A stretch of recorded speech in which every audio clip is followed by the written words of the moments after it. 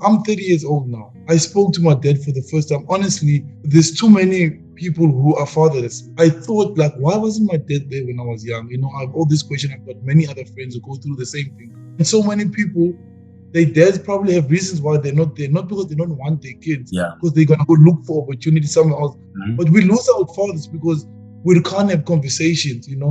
So how do we get it there? Because your parents can't give it to you because their dad never spoke to them like that.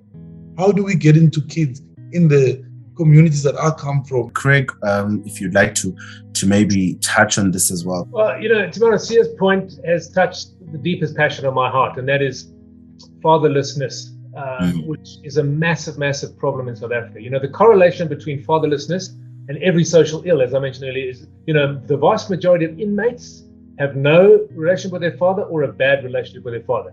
So young boys take their cue from older men. So this issue of having a older mentor, is probably the most vital issue. That's why, when I started Father a Nation, my philosophy, my belief, and it still is today, heal men, heal the world.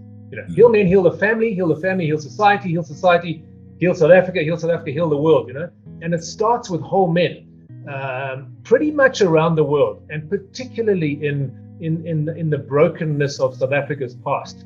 The lack of strong, healthy, present, engaged, loving, caring, wise older men is enormous. And in the absence of that, men grow up wounded and broken with a false concept of what it means to be a man. So for me, and that's what Father a Nation is all about, we need to restore the fathers and the mentors and the role models in South Africa.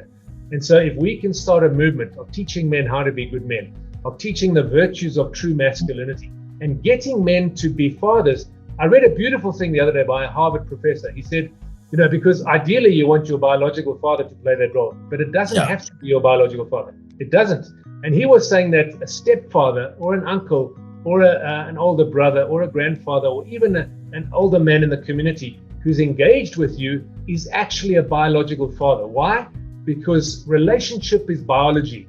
And you're an older man in relationship with a younger man, teaching him and mentoring him. He's a biological father. I love that, So us as men need to step up, every one of us, and say we need to become fathers in South Africa, not just our own kids, but to a broader group. And if we can start that movement, man, so if we can restore fatherhood and restore mentors, and every one of us as men, we can really begin to restore South Africa. Because as Sia said, it's unbelievably sadly lacking. Craig, fatherlessness is one of the biggest things that I feel so strongly about for our nation and for our world, for our communities. That's how I believe so many homes are broken down, And I encourage you to keep on doing that. I wish somewhere along the line we get to do something together.